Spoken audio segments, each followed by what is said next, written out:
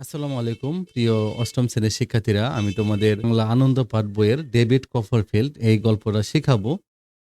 দেখো, এটা হলো চার্লস ডিকেন্সের লেখা। এটা মূলত একটা উপন্যাস। তা উপন্যাসের কিছু অংশ এখানে দেওয়া হয়েছে। এই উপন্যাসটা ইংরেজিতে লিখেছেন চার্লস ডিকেন্স। তিনি একজন ইংরেজ উপন্যাসিক ছিলেন। তো আখতারুজ্জামান ইলিয়াস তিনি বাংলা সাহিত্যের একজন বিখ্যাত কথা সাহিত্যিক। তো তিনি এই ডেভিড কপারফিল্ড এই উপন্যাসটাকে কিন্তু ইংরেজি থেকে বাংলায় অনুবাদ করেছেন। তো এখানে তোমাদের সেই উপন্যাসের ডেভিড কপারফিল্ড উপন্যাসের কিছু অংশ তোমাদের জন্য এখানে দেওয়া হয়েছে। তোমরা মনোযোগ সহকারে ভিডিওটা দেখবা, তাহলে কিন্তু তোমরা সম্পূর্ণ গল্পটা ভালো করে বুঝতে পারবা, উপন্যাসের এই অংশটা বুঝতে পারবা এবং তোমরা তাহলে সকল প্রশ্নের উত্তরগুলো সুন্দর করে লিখতে পারবা। ওকে, একটা ছবি দেখতে পারছো, এটাই মূলত ডেভিডের ছবি। আমার বাবাকে আমি কখনো দেখিনি, ডেভিড বলতেছে। এটা ডেভিডের জবানিতে লেখা উপন্যাসটা। আমার জন্মের 6 মাস আগে আমার বাবার চোখ থেকে এই পৃথিবীর আলো চিরকালের জন্য মুছে গিয়েছিল। তার মানে ডেভিডের জন্মের 6 মাস আগেই তার বাবা মারা গিয়েছে। তো তিনিও আমাকে দেখেননি। তার মানে তার বাবা তাকে দেখেনি এবং সেও তার বাবাকে দেখেনি। তো আমি থাকতাম আমার মায়ের সঙ্গে। সে তার মায়ের সঙ্গে থাকতো। মা হালকা গড়নের মহিলা। তাহলে ডেভিডের মা কেমন দেখতে ছিল? তার মা হালকা গড়নের ছিল। আর আমার এক দাদি তাকে বলতেন মোমের পুতুল। তার মানে তার দাদি বলতো তাকে মোমের পুতুল। মানে খুবই কোমল স্বভাবের নারী ছিল এই ডেভিডের মা। মার স্বভাবটিও কোমল প্রকৃতির। তার মানে তার মার স্বভাবও খুবই কোমল প্রকৃতির ছিল। তিনি কখনো রাগ করতে পারতেন না। আমাদের বাড়িতে কাজ করত পেগোটি বলে একটা মেয়ে। তার মানে পেগোটি একজনের নাম, কাজের মেয়ের নাম। তো পেগোটি বলে একটা মেয়ে, সে কাজ করত তাদের বাড়িতে। এর সঙ্গেও মাকে কোনোদিন উঁচু গলায় কথা বলতে শোনেনি। তার মা কখনোই এই পেগোটি কাজের মেয়েটাকে কখনো উঁচু গলায় কথা বলেনি। পেগোটি থাকতো আমাদের পরিবারের একজন হয়ে। আমাদের খেলাধুলা সব একসঙ্গে, খাওয়া দাওয়া একসঙ্গে, একই টেবিলে। পড়াশোনা আমি করতাম মায়ের কাছেই। মায়ের কাছে লেখাপড়ার ব্যাপারটা খেলাধুলার মতোই ভালো লাগতো। তার মানে এই ডেভিড তার মার কাছে পড়ালেখা করতো। তাহলে তাদের বাসায় একটা কাজের মেয়ে ছিল, নাম ছিল পেগোটি। তার মা খুবই কোমল স্বভাবের মহিলা ছিলেন এবং তিনি কখনো রাগ করতেন না এবং কাউকে বকাঝকাও করতেন না। তো মা আর পেগোটির সঙ্গে আমার বেশ ভালোই কাটছিল। আমার এই সিমসাম সুখের জীবনে প্রথম ধাক্কা আসে আমার 8 বছর বয়সে। তার মানে তার জীবনে ভালোই কাটতেছিল, কিন্তু 8 বছর বয়সে তার জীবনের প্রথম ধাক্কা আসে। তার মানে তার সুখের দিনগুলোতে ছেদ পড়ে। কেন? কারণ মা একদিন ফের বিয়ে করলেন। তাহলে তার মা আবার বিয়ে করেছে। তো তখনই তার জীবনের কষ্ট শুরু হয়ে গেছে। আমার সৎ বাবা আমার সৎ বাবা মার্ডস্টোন সাহেব দশাসই পুরুষ। তার মানে তার মার যখন আবার বিয়ে হয় তখন তার জীবনে কষ্ট শুরু হয়। কারণ তার সৎ বাবা যে ছিল তার নাম ছিল মার্ডস্টোন। এই মার্ডস্টোন সাহেব দশাসই পুরুষ। তার মস্ত জুলফি। জুলফি মানে এই যে কানের লতি থেকে কানের যে গোড়া আছে চুলগুলো একদম গাল পর্যন্ত আসছে এরকম। আর মস্ত জুলফি। পুরো গোফ ছিল, জোড়া ভুরু ছিল। দেখতে যেরকম ভয়ঙ্কর ছিল এবং তার আচরণও ভয়ঙ্কর ছিল। তাকে দেখে প্রথম থেকে আমার ঠিক নিজের লোক বলে মনে হয়নি। এর উপর আমাদের সঙ্গে স্থায়ীভাবে বাস করতে এলেন তার বোন। তার মানে সাথে আবার কি আসছে? এ মার্ডস্টোনের বোন আসছে। ভাই বোনের চেহারা খুবই মিল। মানে মার্ডস্টোন এবং মার্ডস্টোনের বোনের চেহারা অনেক মিল। গলা স্বরও প্রায় একই রকম। ভাই বোনের স্বভাবও একই রকম। মানে যেমন মার্ডস্টোন তেমনি তার বোন। মানে দুজনেই কড়া মেজাজের মানুষ। ছোট ছোট ছেলে মেয়েদের দুষ্টমি তারা বরদাস্ত করতে পারতেন না। মানে সহ্য করা, বরদাস্ত মানে সহ্য করা। তাহলে মার্ডস্টোন আর মার্ডস্টোনের বোন তারা বাচ্চাদের দুষ্টমি সহ্য করতে পারতো না। আসার পর থেকেই আমার কথাবার্তায় আদব কায়দায় খুদ বার করার জন্য একেবারে হন্য হয়ে উঠলেন। এমনকি আমার লেখাপড়া শেখাবার কাজটিও মার্ডস্টোন সাহেব নিজের হাতে নেওয়ার জন্য উৎসাহী হয়ে উঠলেন। তার মানে ডেভিডের পড়ালেখা করার জন্য পড়ালেখার বিষয়টাও মার্ডস্টোন নিজ হাতে নিল। আমি কিন্তু কোনো ব্যাপারেই তার কাছে ঘেঁষতে চাইতাম না। কিন্তু ডেভিড কিন্তু তার এই সৎ বাবার কাছে যাইতে চাইতো না। পড়াশোনা করে পড়া দিতে যেতাম মাকেই। মানে সে পড়ালেখা করতো, মার কাছে পড়া দিত। কোথাও আটকে গেলে মা আদর করে বলতেন, বাবা ডেভি, মনে করতে পারছো না? একটুখানি চেষ্টা করে দেখো তো। তার মা সুন্দর করে তাকে বলতো। কিন্তু মার্ডস্টোন সাহেব কর্কশ গলায় বলতেন, আহ ক্লারা, ওভাবে বললে হবে না। তার মানে ক্লারা কে ছিল? ডেভিডের মার নাম ছিল কি? ক্লারা। তাহলে মার্ডস্টোন বলতো, ওভাবে বললে হবে না। মার্ডস্টোন সাহেবের বোনও একই রকম কণ্ঠে ভাইয়ের সমর্থনে এগিয়ে আসতেন। সোজা বলে দাও, পড়া মুখস্থ করে আসুক। এ বলতো মানে মাডিস্টন সাহেবের বোনও একই রকম মেজাজে কথা বলতো। এখন তাদের মুখের উপর কিছু বলা আমার মায়ের সাধ্য কুলায় না। এখন তার মা তো কোমল স্বভাবের মানুষ এবং মুখের ওপর কিছু বলতে পারে না। আমি আবার বই নিয়ে বসি। কিন্তু মুশকিল হলো এই যে মায়ের কোল ঘেঁষে বসে যে কাজটি আমি পানির মতো সহজ করে বুঝতে পারি, যে পড়া অবলীলায় বলে যাই। মানে মার কাছে বসলে তার পড়া সহজে মুখস্থ হয়ে যায়, পানির মতো সহজ হয়ে যায়। কিন্তু মাডিস্টন সাহেব কি তার বোন সামনে থাকলে সেটা আর হয়ে ওঠে না। মাডিস্টন সাহেব জিজ্ঞেস করলে আমার জানা অঙ্ক ভুল হয়। তার মানে মাডিস্টন যখন জিজ্ঞাসা করে তখন কি হয়? তার সৎ বাবা যখন জিজ্ঞাসা করে তখন তার জানা অঙ্ক ভুল হয়ে যায়। মুখস্থ পড়া সে ভুলে যায়। ঠিকমতো পড়া দিতে পারলেও তাদের মন পাওয়া যায় না। মাডিস্টন সাহেব এমন সব কঠিন অঙ্ক কষতে দিতেন যে একেবারে ত্রাহি ত্রাহি অবস্থা হতো। মানে ঘাম বের হয়ে যেত, মাথা গরম হয়ে যেত। হ্যাঁ, এটা বলছে ত্রাহি ত্রাহি অবস্থা। তাদের এড়িয়ে চলার জন্য আমি গিয়ে ঢুকতাম আমার ঘরের লাগোয়া ছোট ঘরে। তার রুমের পাশে একটা ছোট রুম ছিল সেখানে। এখানে আমার বাবার কয়েকটি বই স্তূপ করে রাখা ছিল। তার মৃত্যুর পর থেকে এসব কেউ ছুঁয়ে দেখত না। এখানে একা একা বসে আমি Roderick random, Tom Jones, the ভিকার of Wakefield, এগুলো কিন্তু উপন্যাসের নাম। হ্যাঁ, রডারিক র্যান্ডম, টম জোন্স, হ্যাঁ, দি ভিকার অফ ওয়েকফিল্ড, তারপরে ডন কুইকসোট, রবিনসন ক্রুসো। রবিনসন ক্রুসো কিন্তু অনেক মজার একটা লেখা। হ্যাঁ, আরব্য রজনী, এই বইগুলো আমি পড়তাম। কিন্তু মাডিস্টন সাহেবের হাত থেকে তবু আমার রেহাই নেই। সে কি করতো? তার পাশের একটা রুমে গিয়ে তার বাবার কয়েকটা বই রাখা ছিল। এই বইগুলো সে বসে বসে পড়তো। কিন্তু মাডস্টোন সাহেবের হাত থেকে তার রেহাই নেই। আর আমার এমন অবস্থা যে তার হাতে পড়লেই পড়া আর বলতে পারি না। একদিন এমনি কি ভুল হয়ে গেল, মাডস্টোন সাহেব আমার ঘরে ঢুকলেন হাতে বেত নাচাতে নাচাতে। তার মানে তার সৎ বাবা একদিন বেত নিয়ে তার রুমে ঢুকলো। পেছনে তার বোন, মানে পেছনে আবার তার বোন। প্রায় ফৌজি কায়দায় দুজনকে ঢুকতে দেখে মা ভয়ে কাঁপছিলেন। আমার উপর হঠাৎ করে বেতের বাড়ি পড়তে শুরু করলে আমি চিৎকার করে বললাম, পায়ে পড়ে মারবেন না, মারবেন না। আমি তো আজ সারাদিন ধরে পড়লাম। আপনাদের দুজনকে দেখেই সব ভুলে গিয়েছি। আপনাদের দেখলেই আমার জানা পড়া গুলিয়ে ফেলি। তাই তাই বলছো তুমি এটা? হ্যাঁ, এত বড় সাহস? তখন বাস খাই মানে কর্কশ গলায় মাডিস্টন সাহেব বললেন, সব গুলিয়ে ফেলো না, দেখি কি করে মনে রাখতে পারো সেই ব্যবস্থাই করি।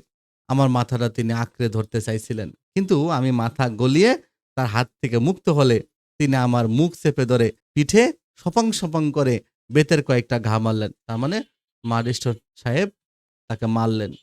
আমি আর সহ্য করতে না পেরে আমার মুখে চেপে ধরা তার হাতের বুড়ো আঙ্গুলে এসা জোরে এক কামড় বসিয়ে দিলাম যে যন্ত্রণায় তিনি একেবারে চিৎকার করে উঠলেন। এবার সে কি করলো? ডেভিড কি করলো? তার সৎ বাবার হাতে কামড় বসাই দিল। তারপর নিজেকে একটু সামলে নিয়ে তিনি শুরু করলেন তার আসল মার। বেতের মুহুর্মুহু আঘাতে আমার শরীর একেবারে ছিঁড়ে ছিঁড়ে যাচ্ছিল। ভাবলাম আজ আমি একেবারে মরেই যাব। মারতে মারতে মাডিস্টন সাহেবও ক্লান্ত হয়ে পড়লেন। আমার ঘরে আমাকে ঠেলে বাইরে থেকে তালা লাগিয়ে দেওয়া হলো। তাকে রুমে আটকিয়ে তালা লাগিয়ে দেওয়া হলো। অন্ধকার গাঢ় হয়ে এলো। এর মধ্যে অন্ধকার হয়ে এলো। কিন্তু ঘরে আমার একটি বাতিও জ্বলল না। এর মধ্যে মিস মাডস্টোন রুটি আর কয়েক টুকরো গোস্ত দিয়ে গিয়েছিলেন। তার মানে তাকে কিছু, মানে তার সৎ বাবার বোন কি করছে? তাকে কিছু রুটি আর কয়েক টুকরো গোস্ত দিয়ে গিয়েছিল। কিন্তু অন্ধকার হওয়ার পর আর কেউ এলো না। আমি একা একাই ঘুমিয়ে পড়লাম। এইভাবে ৫ দিন কাটলো। কয়দিন? ৫ দিন। আমার মনে হলো মাডস্টোন সাহেবের হাত কামড়ে দিয়ে আমি বোধহয় ভয়ানক এক অপরাধ করে ফেলেছি। সে বুঝতে পারল যে মাডস্টোন সাহেবের হাত কামড়ে দিয়ে সে এক বড় অপরাধ করে ফেলছে। আমার মা একদিনও এলেন না। তাকে পেলেও না হয় আমি মাপ চাইতে পারতাম। লন্ডনের একটি আবাসিক স্কুলে আমাকে ভর্তি করার আয়োজন চলছে। তার মানে লন্ডনের একটা আবাসিক স্কুলে তাকে ভর্তি করে দেওয়া হবে, বাসায় রাখা হবে না। দেখতে দেখতে আমার বিদায় নেওয়ার সময় ঘনিয়ে এলো। আমি বিদায় নেওয়ার সময় মার গলা বেশ ভারী হয়ে আসছিল। এতে মাডস্টোন সাহেব এবং তার বোন দুজনেই খুবই বিরক্ত। তার মা একটু কষ্ট পাচ্ছিল। এটা দেখে তার সৎ বাবা এবং তার বোন বিরক্ত হচ্ছিল। আমার জন্য মা যে একটু প্রাণ খুলে কাঁদবেন, এরা সে অধিকারটুকু তাকে দিতে রাজি নন। তার মানে তার মা যে একটু প্রাণ খুলে কান্না করবে তাদের সামনে, এই অধিকারটাও যেন তারা দিতে রাজি নন। ঘোড়ার গাড়ি যাত্রা শুরু করলো। পকেট থেকে রুমাল বের করে আমি চোখ চেপে ধরলাম। কিছুক্ষণের মধ্যে দেখি তা ভিজে একেবারে চপচপ হয়ে গেছে। ০.৫ মাইল পথ পেরিয়ে গাড়িটা একটু থামে। থামতে না থামতে পথের ধারে ঝোপ থেকে ছুটে বেরিয়ে আসে পেগোটি। তার মানে ০.৫ মাইল যাওয়ার পরে গাড়িটা একটু থামে। সেখানে ঝোপের মধ্যে লুকিয়ে ছিল তাদের বাসার সেই কাজের মেয়েটা পেগটি। এক লাফে গাড়িতে উঠে সে আমাকে জড়িয়ে ধরল। বাড়িতে আমাকে আদর করা দূরে থাক, বেচারি কথা বলার সুযোগটা পর্যন্ত পায় না। আমাকে ছেড়ে দিয়ে একটি কাগজের টুকরো আমার হাতে তুলে দিয়ে আরেকবার সে আমাকে বুকে জড়িয়ে ধরল। তারপর গাড়ি থেকে নামবার আগে গাড়িতে একটা ব্যাগ রেখে দিল। তার মানে পেগটি তার সাথে দেখা করেছে রাস্তার মধ্যে এবং তাকে একটা ব্যাগ দিল। গাড়ি ফের গড়িয়ে চলতে শুরু করলো। আমি ব্যাগটা খুলে দেখি এক টুকরো কাগজ, সেখানে আমার মাল লেখা, দেবীকে অনেক আদর ও ভালোবাসা। কাগজটির সঙ্গে কয়েকটা টাকা এবং তার সঙ্গে কয়েকটা টাকা ছিল। পেগুটিকে দিয়ে তার মা এটা পাঠিয়েছে। কিছুক্ষণ পর একই এক্কা গাড়ি থেকে নেমে উঠতে হলো লন্ডনগামী কোচে। এক্কা গাড়ি মানে ওই যে ঘোড়ার গাড়ি, 2 চাকাওয়ালা ঘোড়ার গাড়ি। গাড়ি থেকে নেমে তাকে লন্ডনগামী কোচে উঠতে হলো। বিকাল 3টায় ঘোড়ায় টানা সেই কোচ ছাড়লো। মানে বিকাল 3টায় সেই ঘোড়ায় টানা সেই কোচ গাড়ি সেটা ছাড়লো। কোচ মানে কিন্তু একেবারে বাস না, হ্যাঁ, এটা একটু বড় টাইপের গাড়ি, ঠিক আছে, 4 চাকাওয়ালা গাড়িগুলো। আর এক্কা গাড়ি হলো ঘোড়ার 2 চাকাওয়ালা গাড়ি। লন্ডন পৌঁছাবার কথা সকাল 8টায়। লন্ডন পৌঁছাবার কথা সকাল 8টায়। কোচে রাত্রিটা কিন্তু তেমনি আরামে কাটেনি। দুই পাশে দুজন ভদ্রলোক ঘুমাতে শুরু করলেন। আমার 2 ঘাড় হলো তাদের 2 জনের বালিশ। আমার অবস্থা একেবারে শোচনীয়। তার মানে তার 2 পাশে 2 জন লোক বসছে এবং তারা তার ঘাড়ে বারবার ঘুমিয়ে যাচ্ছিল। শেষ পর্যন্ত সূর্য উঠল। আমার 2 দিকে 2 সহযাত্রীর ঘুম ভাঙল। কিছুক্ষণ পর দূর থেকে লন্ডন শহর দেখে আমার যে শিহরণ হলো তা আমি বুঝিয়ে বলতে পারবো না। এ আমাদের স্বপ্নের শহর লন্ডন। সে লন্ডনে চলে যায়। সঙ্গে সঙ্গে মনে হলো আমি একেবারে একা। রবিনসন ক্রুসোর চাইতেও একা। রবিনসন ক্রুসোর তোমরা গল্প শুনেছ, সে দ্বীপে আটকা পড়েছিল। তো রবিনসন ক্রুসো যে একা তা তো আর কেউ দেখেনি। আর এই জনাকীর্ণ শহরে আমার একাকিত্ব যেন সকলের চোখে পড়েছে। রবিনসন ক্রুসো যখন দ্বীপে আটকা পড়েছিল তাকে কেউ দেখেনি, সে একা একা ছিল সেখানে। কিন্তু এখানে সে যে লন্ডন শহরে গেছে, এখানে সবাই তাকে দেখতেছে, কিন্তু তারপরে সে একা। নানা রকম ঝামেলার পর এক ভদ্রলোকের সঙ্গে আমার দেখা হলো। তিনি আমার দিকে এগিয়ে আসছিলেন। তুমি তো নতুন এলে। আমার দিকে তিনি হাত বাড়িয়ে দিলেন, বললেন, এসো, আমি সালেম হাউসের শিক্ষক। সে লোকটা বলল কি, আমি সালেম হাউসের শিক্ষক। আমি জানি যে সালেম হাউসে আমাকে ভর্তি করা হয়েছে, কিন্তু ওই স্কুলের এই শিক্ষকের চেহারা একটু আকর্ষণীয় নয়। দেখতে তিনি বড় রোগা। সেই শিক্ষক কি, সেই শিক্ষকের চেহারা, হ্যাঁ, একটু আকর্ষণীয় নয়। দেখতে বড় রোগা, গায়ের রং ফ্যাকাশে, পোশাকও বিবর্ণ, প্যান্টের ঝুল ও হাটের হাতা বেশ খাটো। আমার হাত ধরে তিনি চলতে শুরু করলেন। এদিকে আমার তখন খুব খিদে পেয়েছে, শরীর বেজায় ক্লান্ত। খিদের কথা বলতে আমার বাধো বাধো ঠেকছিল, মানে সে খিদের কথাগুলো বলতে পারতেছিল না। তবু আমার নতুন শিক্ষকের চেহারা দেখে ভয় পাওয়ার কিছু নেই। কিন্তু তার নতুন শিক্ষকের চেহারা দেখে ভয় পাওয়ার কিছু ছিল না আসলে। আমি বললাম, কাল দুপুরের পর থেকে কিছু খাইনি। সে তাকে বলল যে কাল দুপুরের পর থেকে সে কিছু খায়নি। আরো সাহস করে বললাম, কিছু কিনে খেলে ভালো হতো। তিনি রাজি হলে একটা দোকান থেকে ডিম আর মাংস কিনে নিলাম। এখন এগুলো খাবো কি করে? আমার নতুন শিক্ষক একটি ঘোড়ার গাড়িতে করে কোথায় যে নিয়ে চললেন আমি ঠিক বুঝতে পারছিলাম না। রাস্তার সাংঘাতিক কোলাহল, হইচই, এইসব আওয়াজ আমার মাথায় জট পাকিয়ে যাচ্ছিল। লন্ডন ব্রিজ পেরোবার সময় ঘুমে আমার চোখ জড়িয়ে আসছিল। কিছুক্ষণ চলবার পর শিক্ষক আমাকে নিয়ে নামলেন। তার সঙ্গে আমি যে ছোট ঘরটিতে ঢুকলাম সেটা বেশ গরিব কোনো মানুষের বাসস্থান হবে। তার মানে সেখানে তার সাথে একটা ছোট ঘরে গিয়ে ঢুকলো, সেখানে একটা গরিব কোনো মানুষের বাসস্থান হবে। দেখেই বোঝা যায় যে এটা কোনো অনাথ আশ্রমের অংশ। এটা কোনো অনাথ আশ্রমের অংশ। আবার একটা পাথরে খোদাই করা রয়েছে 25 জন দরিদ্র রমণীর জন্য প্রতিষ্ঠিত। তার মানে একটা বৃদ্ধাশ্রমের মতো। ছোট স্যাঁতসেঁতে ঘরটিতে ঢুকতেই বৃদ্ধা এক মহিলা খুশিতে ডেকে উঠলেন, বাবা চার্লি। ছোট একটা ঘরের মধ্যে ঢুকতেই এক বৃদ্ধা মহিলা খুশিতে ডেকে উঠল, বাবা চার্লি। কিন্তু আমার দিকে তার চোখ পড়তে একটু থতমত খেয়ে চুপ করলেন। নতুন শিক্ষক তার এতে ডিম দিলে সসপ্যানে সেটা কি করলেন, সসপ্যান মানে কড়াই, সেটা ভেজে দিলেন। তার মানে সেটা কড়াইয়ের মধ্যে ভেজে দিল ডিমটা। মাংসের টুকরো সেদ্ধ করে নিলেন, মাংসের টুকরো সেদ্ধ করে দিলেন। আমি তো তখন ক্ষুধার্ত, গোগ্রাসে ওইসব খাচ্ছি, তো শুনি যে বৃদ্ধা মহিলা শিক্ষককে বলছেন যে বাঁশিটা সঙ্গে থাকলে একটু বাজাও না। কোটের ভিতরে হাত দিয়ে শিক্ষক বাঁশির 3টে টুকরো বের করলেন। টুকরাগুলো জোড়া দিয়ে সম্পূর্ণ বাঁশি ঠিক করে নিয়ে তিনি বাজাতে শুরু করলেন। তারপর কি করলো দেখো, তারপর এই যে কোটের ভিতর থেকে শিক্ষক বাঁশির 3টা টুকরো বের করলেন এবং টুকরাগুলো জোড়া দিয়ে সম্পূর্ণ বাঁশি ঠিক করে তারপর তিনি সেটা বাজাতে শুরু করলেন। তিনি কি সুর বাজালেন আমি জানি না, কেমন বাজিয়েছেন তাও বুঝিনি, কিন্তু কারণ সে তো খাচ্ছিল, গোগ্রাসে খাচ্ছিল। কিন্তু তার বাঁশির তীব্র ধ্বনি আমার বুকে দারুণ প্রতিধ্বনি তুলল। কিন্তু তার বাঁশির ধ্বনিগুলো তার বুকে একটা যেন প্রতিধ্বনি তুলল।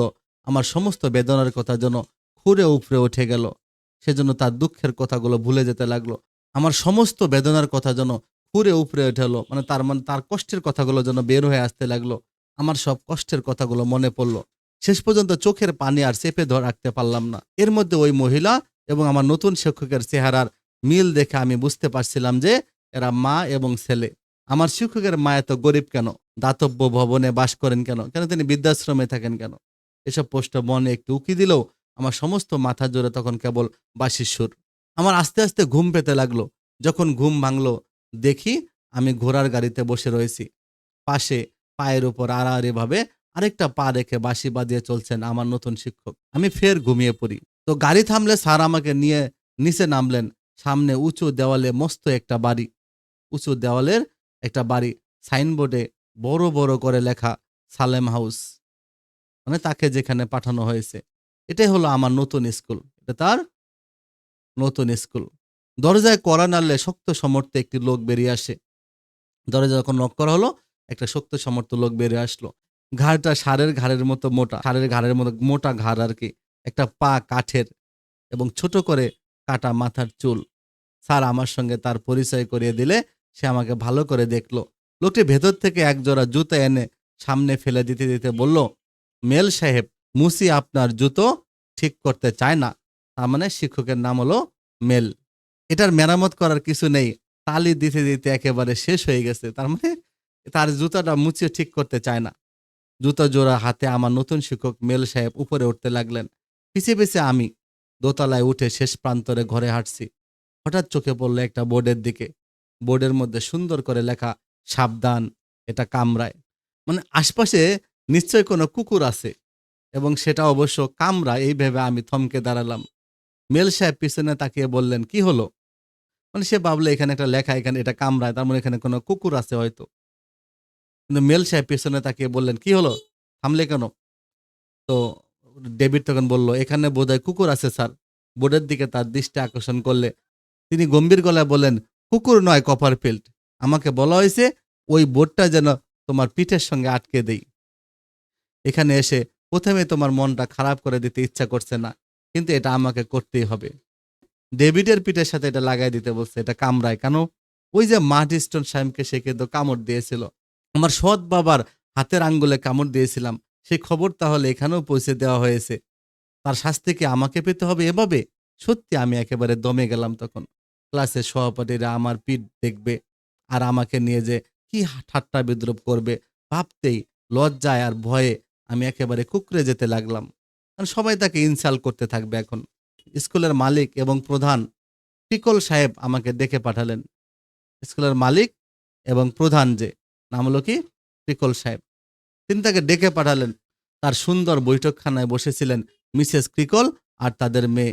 এক কোণে দাঁড়িয়ে থাকতে দেখলাম কাঠের পাওয়ালা ওই লোকটিকে, ওই যে যে দরজা খুলে দিয়েছিল তাকে স্কুলে যাওয়ার পরে, কাঠের পাওয়ালা ওই লোকটি। ক্রিকল সাহেবের মুখ টকটকে লাল, মনে হয় সবসময় সেখানে আগুন জ্বলছে। চোখ জোড়া তার ছোট, কপালে রগগুলো সব স্পষ্ট দেখা যায়। তিনি জিজ্ঞেস করলেন, এর নামে কোনো রিপোর্ট আছে?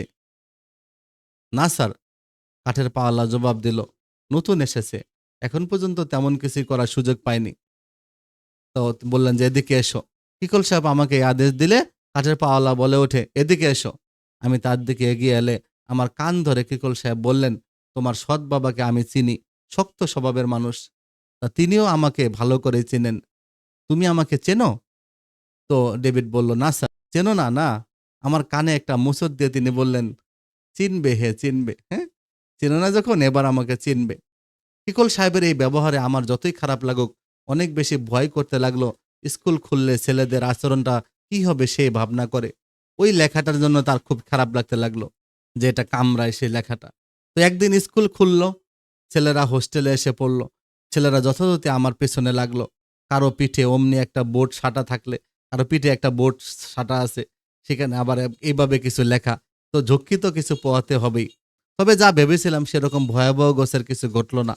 সাবধান, এটা কামরায় বলতে বলতে ছেলেরা আমাকে খেপাতো, কেউ কেউ আতকে ওঠার ভান করত। আবার বুনো মানুষের মতো নাচতে নাচতে কুকুর কুকুর বলে কেউ চিৎকারও করত। হ্যাঁ, কিন্তু বেশিরভাগ ছেলেই তেমন উৎপাত করেনি। এর উপর কিকল সাহেব ক্লাসে একদিন আমাকে বেদম মারতে গিয়ে দেখলেন যে পিঠে সাটা ওই বোর্ডের জন্য বেতের বাড়ি ঠিক জুত মতো লাগানো যাচ্ছে না, তাই তিনি নিজেই ওটা খুলে ফেললেন। মানে কিকল সাহেব একদিন তাকে মারতে গেছে, পিঠের মধ্যে একটা বোর্ড, তো এখন তিনি ওই বোর্ডটার জন্য মারতে পারতেছেন না, তখন তিনি এটা পুরোটা বোর্ডটা খুলে দিলেন। তবে ছেলেদের উৎপাতের হাত থেকে বাঁচতে সবচেয়ে বেশি সাহায্য করেছে আমাদের ক্লাসের একটি ছেলে। ছেলেদের উৎপাতের হাত থেকে বাঁচতে তাকে সবচেয়ে বেশি সাহায্য করেছে ক্লাসের একটি ছেলে। ওর নাম হলো জে স্টিরফোর্ড। আমার চেয়ে অনেক বছর বড় এই ছেলেটি দেখতে বেশ সুন্দর। ছাত্র হিসেবেও মেধাবী বলে বেশ নামডাক আছে। তার মানে দেখতে সুন্দর, ছাত্র হিসেবে মেধাবী, বেশ নামডাকও আছে। কার? এই যে স্টিরফোর্ডের। তার প্রতি কিকল সাহেবের একটু পক্ষপাতিত্বও লক্ষ্য করা যায়। কিকল সাহেব তার প্রতি একটু বেশ পক্ষপাতিত্বও করেন। তো এই ছেলেটি প্রথম থেকে আমার সঙ্গে বেশ ভাব করে ফেলে। ছেলেটির সাথে আবার ওর একটু ভাব হয়, ডেভিডের একটু ভাব হয়। রবিনসন ক্রুসো, আরব্য রজনী, ডন কুইকসোট, এগুলো কিন্তু উপন্যাস, কাহিনী, এসব বইয়ের গল্প আমি বেশ জমিয়ে বলতে পারতাম বলে ছেলেরা অনেকেই আমার পাশে ভিড় করত। স্টিরফোর্ড আর আমি রাত্রে পাশাপাশি বিছানায় ঘুমাতাম। ঘুমাবার আগে তাকে রোজ ওইসব গল্প বলে শোনাতে হতো। এমনিতে স্টিরফোর্ড আমাকে ভালোবাসতো, আর স্বয়ং কিকল সাহেব তাকে সমীহ করতেন বলে কোনো ছেলে আমাকে ঘাটাতে সাহস পেত না, মানে তাকে কোনো কিছু করতে সাহস পেত না। কিন্তু স্টিরফোর্ড কখনো বড্ড নিষ্ঠুর হয়ে উঠতেন, কিন্তু মাঝে মাঝে স্টিরফোর্ড একটু নিষ্ঠুর হয়ে উঠত। একদিন বিকেলবেলার কথা আমার খুব মনে পড়ে। মেল সাহেবের ক্লাসে খুব গোলমাল হচ্ছিল। একদিন বিকালবেলার কাহিনী এটা। হ্যাঁ, মেল সাহেবের ক্লাসে গোলমাল হচ্ছিল। মেল সাহেব এমনিতে নিরীহ গোছের মানুষ। মেল সাহেব শিক্ষক কিনি, হ্যাঁ, ইনি খুবই নিরীহ গোছের মানুষ। সহজে বড় গলা করে কথা বলতে পারতেন না। সেদিন আমি তার পাশে দাঁড়িয়ে পড়া দিচ্ছিলাম। ছেলেরা প্রায় সবাই নিজেদের মধ্যে কথা বলেই চলছে। ক্লাসে যে একজন শিক্ষক আছেন তা বোঝাই যাচ্ছিল না। মেল সাহেবের সহ্যের বাঁধ ভেঙে গেল। তিনি হঠাৎ করে চিৎকার করে ধমক দিলেন, চুপ, চুপ করো। তার মুখে এরকম ধমক শুনতে অনভ্যস্ত ছেলেরা অবাক হয়ে চুপ করে গেল। শেষ সারিতে দেওয়ালে হেলান দিয়ে শীষ দিচ্ছিল স্টিরফোর্ড। স্টিরফোর্ড আবার শীষ দিচ্ছিল পিছনের সারিতে বসে। সে কিন্তু থামলো না, শীষ দিয়েই চলল। মেল সাহেব বললেন, স্টিরফোর্ড চুপ করো। তখন স্টিরফোর্ড বলল যে আপনি চুপ করুন।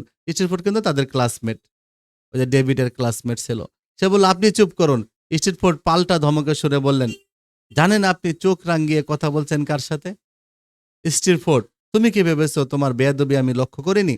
ছোট ছোট ছেলেদের তুমি বারবার উস্কে দিচ্ছ, আমি কি দেখছি না ভেবেছো? বলতে বলতে মেল সাহেবের ঠোঁট জোড়া কাঁপছিল। সবাই জানে যে এখানে তোমার দিকে পক্ষপাতিত্ব করা হয়। সেই সুযোগ নিয়ে তুমি একজন ভদ্রলোককে এভাবে অপমান করতে সাহস পাও। প্রতিষ্ঠানে সমীহ করে এবং প্রতিষ্ঠানের প্রধান কিকল সাহেবও তাকে সমীহ করে। এই জন্য সে কাউকে পরোয়া করে না। তার মানে সে মেল সাহেব শিক্ষককেও সে অপমান করে, সাহস করে সে অপমান করে। ভদ্রলোক? স্টিরফোর্ড মহা বিস্মিত হবার ভান করে বলল, ভদ্রলোকটি কোথায় বলুন তো? তখন মেল সাহেব বললেন, স্টিরফোর্ড, একজন হতভাগ্য মানুষকে এভাবে অপমান করে তুমি খুব ইতর ব্যবহার করলে। ইতর মানে অভদ্র। তো তুমি খুব অভদ্র আচরণ করলে স্টিরফোর্ড। বলতে বলতে মেল সাহেব আমার পিঠে আলতো করে চাপ দিয়ে বললেন, কপারফিল্ড, পড়া বলে যাও। স্টিরফোর্ড বিদ্রুপের হাসি হেসে বলল, শুনুন, একজন ভিখারির মুখে এরকম কথা মোটেই মানায় না। হঠাৎ ঘরের ভিতরে কিকল সাহেবের ফ্যাসফেসে গলা আওয়াজ গর্জে উঠল, মেল সাহেব, কি হচ্ছে? মেল সাহেব চমকে উঠলেন। স্টিরফোর্ড বলল, স্যার, আমার প্রতি নাকি এখানে পক্ষপাতিত্ব করা হয়। মেল সাহেবের এই কথা আমি প্রতিবাদ করছিলাম। পক্ষপাতিত্ব? ফ্যাসফেসে গলায় যতটা সম্ভব হুঙ্কার ছেড়ে কিকল সাহেব বললেন, আমার স্কুলে পক্ষপাতিত্বর বদনাম। হ্যাঁ, আমার স্কুলে পক্ষপাতিত্ব, এটা বদনাম। এই বদনাম আপনি কি বলতে চান মেল সাহেব? মেল সাহেব মাথা নিচু করে বললেন, আমি খুব উত্তেজিত হয়ে বলছি, স্যার, ঠান্ডা মাথায় থাকলেও ওরকম কথা বলতাম না। অনেক সময় স্কুলে এরকম হয়ে যায়, কোনো কোনো ভিআইপি লোকের কোনো ছেলে মেয়ে যদি পড়ে, কিংবা প্রতিষ্ঠানের সভাপতির ছেলে মেয়ে যদি এরকম হয়, তখন তারপরেও কিন্তু তার প্রতি অন্যরা কি করে, সমীহ করে চলে। আপনি কি বলতে চান মেল সাহেব? মেল সাহেব মাথা নিচু করে বললেন, আমি খুব উত্তেজিত হয়ে বলেছি, স্যার, ঠান্ডা মাথায় থাকলে ওরকম কথা বলতাম না। মেল সাহেব বিনীত হলেও স্টিরফোর্ডের উত্তেজনা কিন্তু বেড়েই চলে। সে বলে, স্যার, আমাকে ইতর বলা হয়েছে, অভদ্র বলা হয়েছে, তাই আমি রেগে গিয়ে তাকে ভিখারি বলেছি। মেল সাহেব আমার পিঠে আস্তে আস্তে হাতের চাপ দিয়ে চলেছেন। তিনি যেন আমার কাছে আশ্রয় চাইছিলেন। কিকল সাহেব বললেন, ভিখারি? মেল সাহেব ভিক্ষা করেন কোথায়? তিনি ভিক্ষে না করলেও তার নিকট আত্মীয়তা করেন, একই হলো। বলতে বলতে স্টিরফোর্ড আমার দিকে তাকায়। মেল সাহেব তখন আমার ঘাড়ে হাত রেখে আস্তে আস্তে চাপ দিচ্ছেন। লজ্জায়, অনুতাপে, আফসোসে আমি মাথা নিচু করে থাকি। আমার ডেভিডকে নিয়ে আসার সময় মেল সাহেব যে একটা বাসায় গিয়েছিল, ডেভিড যাকে তার মা মনে করেছিল, মেল সাহেবের মা মনে করেছিল, ভিখারিনীর মতো দেখতে, মানে ভিখারির মতো থাকে একটা জায়গায়, যে আশ্রমে যেখানে থাকে, সেই গল্প হয়তো সে স্ট্রিট ফুডের সামনে বলছিল। আর স্ট্রিট ফুড ওই সুযোগটাকে এখন কাজে লাগিয়ে দিছে। আমি একদিন কথায় কথায় মেল সাহেবের মায়ের গল্প করেছিলাম। তিনি যে দাতব্য কোনো আলোয় বাস করেন, সে কথাটিও বলা হয়ে গিয়েছিল। এই কথাটা কিন্তু সে স্ট্রিট ফুডকে বলেছিল। কে বলেছিল? এই ডেভিড বলেছিল কিন্তু। আমার নিজ চোখে, আমার চোখ নিচের দিকে। মেল সাহেব কিন্তু আমার ঘাড়ে আদর করে আস্তে আস্তে চাপ দিয়ে চলেছেন। এর মধ্যে স্ট্রিট ফুড বলেই ফেলল, মেল সাহেবের মা দাতব্য আলোয় অন্যের খয়রাতের উপর বেঁচে থাকেন। তার মানে বললেন যে তার শিক্ষকের মাতা দাতব্য আলয়ের, কোন একটা দাতব্য আলয়ে অন্যের খয়রাতের উপর বেঁচে থাকেন।